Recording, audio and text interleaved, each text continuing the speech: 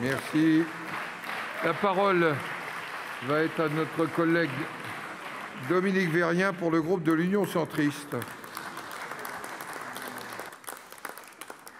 Merci, Monsieur le Président. Madame la Ministre, tout d'abord, j'associe à ma question mes collègues Stéphane Demilly et Valérie Létard. La filière aluminium en France est en plein développement. Ce matériau est un produit vertueux car il se recycle à l'infini, mais seulement 50% de l'aluminium primaire est produit en France. Or, l'Union européenne entend créer un mécanisme d'ajustement carbone aux frontières qu'elle devrait présenter dans les prochains jours. Cette nouvelle taxe, si elle devrait permettre d'aider nos filières acier et ciment, dont la matière première est produite en France, viendrait sérieusement peser sur la compétitivité de notre filière aluminium qui, comme je l'ai dit précédemment, importe 50% de sa matière première. Très concrètement, cette taxe viendrait augmenter le coût des produits fabriqués en France et comme elle ne s'appliquerait pas sur les produits transformés, il serait plus économique d'importer le produit fini directement depuis la Chine.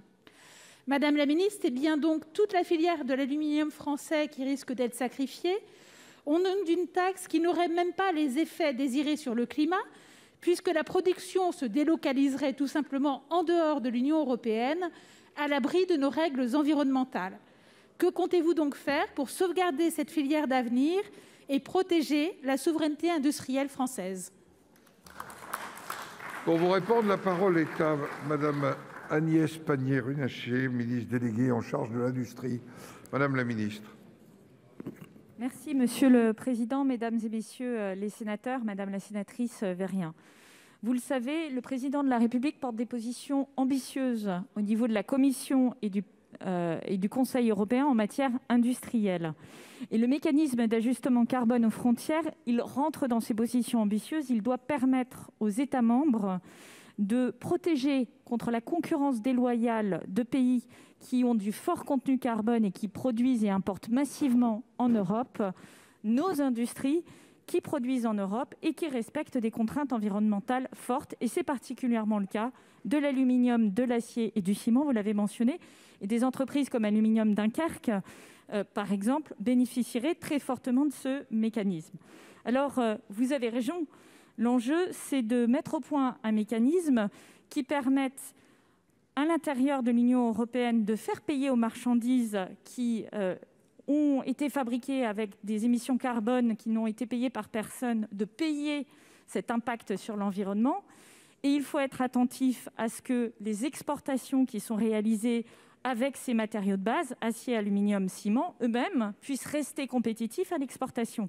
C'est tout le travail que nous sommes en train de mener avec la Commission européenne, où effectivement nous portons cette volonté de rompre avec le cercle vicieux qui nous a conduits à augmenter nos émissions carbone augmenter notre empreinte carbone du fait d'importations massives tout en réduisant notre industrie en France.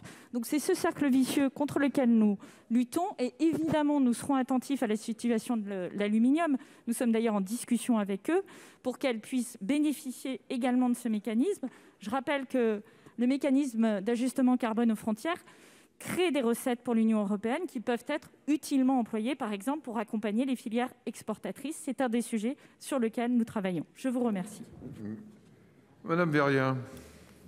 Merci, Madame la Ministre. Vous parlez effectivement de Dunkerque qui est justement une création d'aluminium primaire. Mais moi, je vous parle de tout ce qui est secondaire, c'est-à-dire les productions de canettes, de machines, de pièces, etc.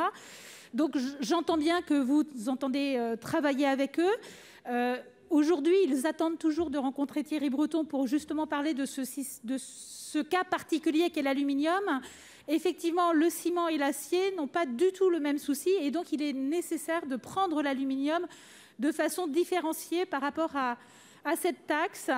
Et donc, j'ai bien entendu que vous les aviez entendus et nous comptons sur vous.